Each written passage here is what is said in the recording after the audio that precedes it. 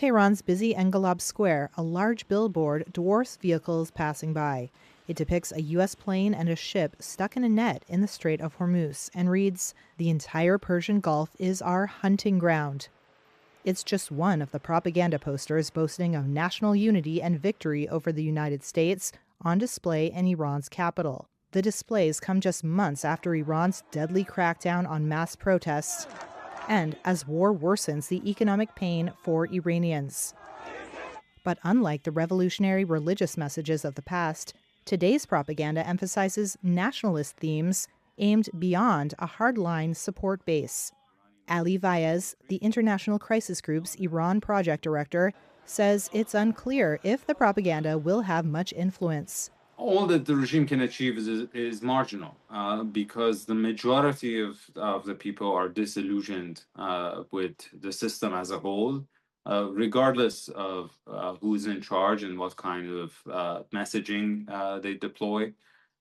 In general, they want to see the back of this regime, and no amount of propaganda is going to change their opinion.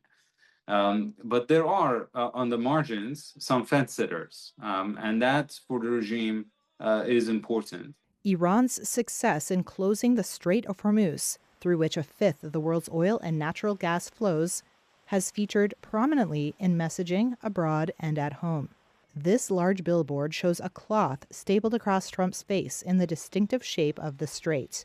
It reads, "At the breaking point." The propaganda around the Strait of Hormuz has a dual utility. One is to signal to the West and to the regional countries that a return to status quo ante is just simply not on the cards.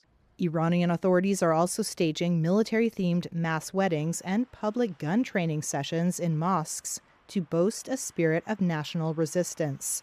The direction of travel when it gets to the narratives that the regime is putting out there is actually indicative of the transformation that the regime is undergoing. It is moving from a theocratic system into a military one.